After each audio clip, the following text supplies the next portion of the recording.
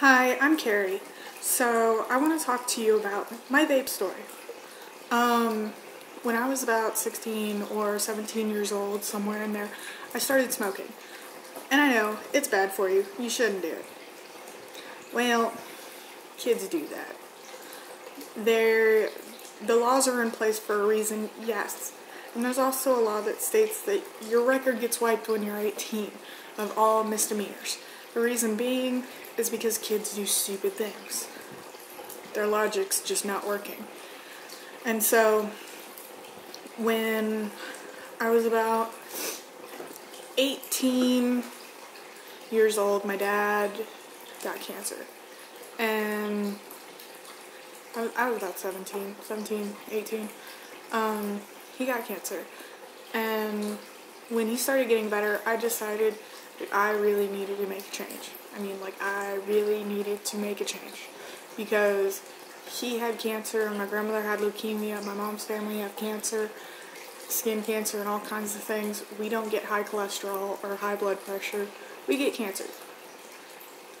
So, after that, I started trying those little Enjoy e-cigarettes that, with the little ones that look like a cigarette. And it was utter crap. Utter and total crap. So I started to try to do those Ego style batteries, the ones with just a button and the disposable tanks and all of that. Well, after a while, your chest clears up, and your lungs clear up, and you get a better hit and everything else. Well, after a while, you're just like trying so hard to get a good hit that it's like sucking a milkshake through a straw. It's just obnoxious. You're timing out your device. You get frustrated with it. So then I went to this variable voltage battery, and it's an Ego style battery. I think they called it a Vivid. I don't know who makes it or what. I think it's a Vision product. And it had this little LCD screen that had up and down arrows next to it. And that by far is the best newbie product. If we could, instead of those newbie starter kits with the 2 batteries, and we need to just do that. The twist is similar, but it's a twist. You don't really get to, see what you're doing, but that was the best thing, because you grow with it. You're going to spend $100 either way, so you might as well get this pass-through variable voltage battery that's going to last you a year, so that you can really get through the hardest part of it, and finding your right tank, and finding your right hit, and finding all those things that you go through in the beginning stages of vaping. Well, after a while, I finally realized that I'm going to do this for life. That is my choice. I want to continue vaping forever and ever. And I started getting into cloud chasing and getting the bigger clouds and rebuildables and all of that fancy world.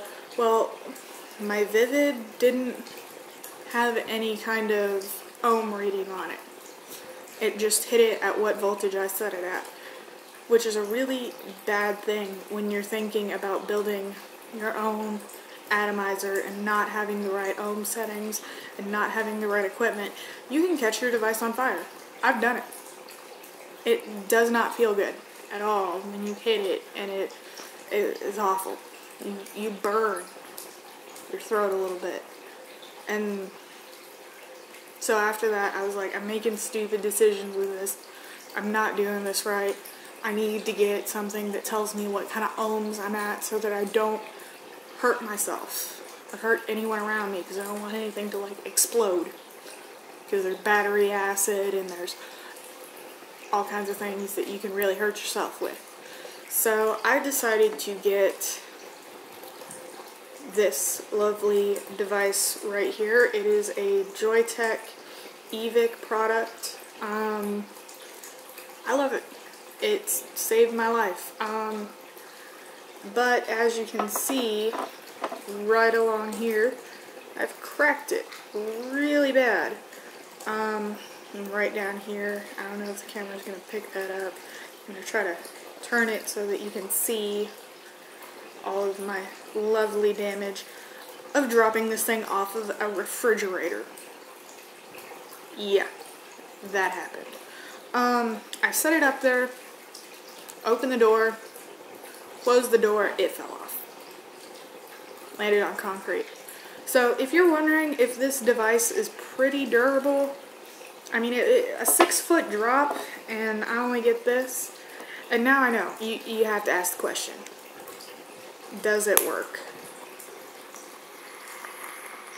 I'm not sure where my mic is, so let's, but I mean, it works. It works good. All of my controls still work, the dial still works, the screen, obviously, it still works. I hope my camera can focus on that. Yeah, and it still updates, it's still fine, but yeah, now you gotta ask the other question. If I'm a cloud tracer, what in the world am I doing with this iClear tank device? That's not rebuildable. I mean, rebuildable, but in comparison to my drip rebuildable tanks that I would have to carry around a little bottle of juice and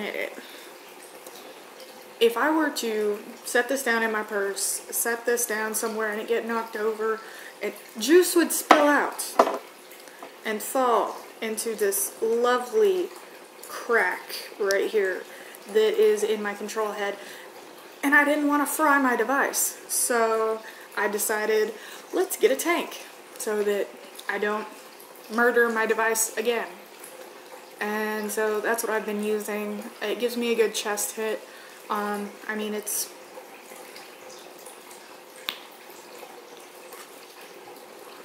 okay on the clouds, but it works. And I work for the government. I do work for the TSA. I'm not getting paid that much. I'm part-time. You can only start off part-time. That's the rule. That's just how it is. And I just got full-time, thankfully, but I didn't want to go and spend money on something that works. I mean, what is that? Don't fix it if it's not broken? Well, I mean, it works. I don't go out and buy new things every time I get a scuff or a crack or a ding. Just look at my car bumper. And just that kind of thing. The world of vaping to me has been a totally interesting experience. As you get more into it and as you start, reading the forums, going to your local vape shop or doing all of these things, you start to realize that there is a community of people out there willing to help you. And if you're like me and you're a loner and you don't hang out with people, you find this very different, very strange. You're not used to this experience. I really wasn't. I mean, people caring about me, even though they know nothing about me, I mean, it's a little strange. So it was really nice to know that, somebody's willing to help me and somebody's willing to be there for me just because I do one thing in common with them. I can hate football and hate America, but by God, I vape. So there's gotta be something right with me, right? I mean, that's just how other people look at it. And no, I don't hate America since I work for the American government. I guess I probably hate it more than most people, but that's because I'm not getting paid and I still have to go to work and do that. There's a cat. Hey, Socks. But yeah, I really wanted to kind of share my vape experience and just go through day-to-day life and just talk about some of my experiences with different devices and different things that I've been through and different places that I go to, because I mean, and different things that you would deal with as a vapor in the beginning stages.